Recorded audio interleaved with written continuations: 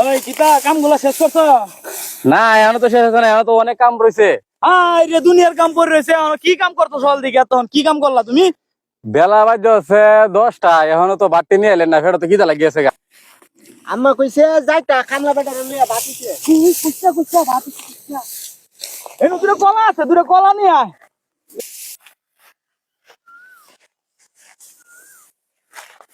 নেও কলা। চালু চালু কামটা শেষ করো, চালু। দিনের অবস্থা ভালো না, তাড়াতাড়ি কামটা শেষ করো।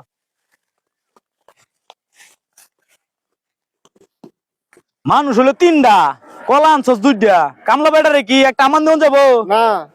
তুই একটা আমান খাবি, আমি একটা আমান খাবো। হ্যাঁ।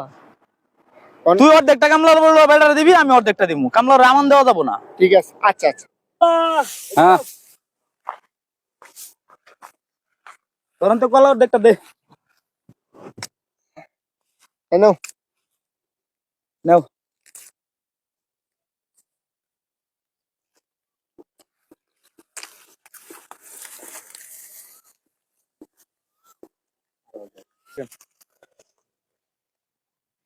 আসলে আমরা কামলা দেখতে মানুষে খামলাই মনে করে না, বুঝছেন? কামলা মানুষের দামই দেয় না কৃষক মানুষের। তে রিজিকের মালিক হইছে আল্লাহ, বুঝছেন? তে এরা যে এই আলাপ করছে দুজনে বাপুতে মিললে যে কলা আমারে এই আস্থা দিত না, অর্ধেকটা দিত না।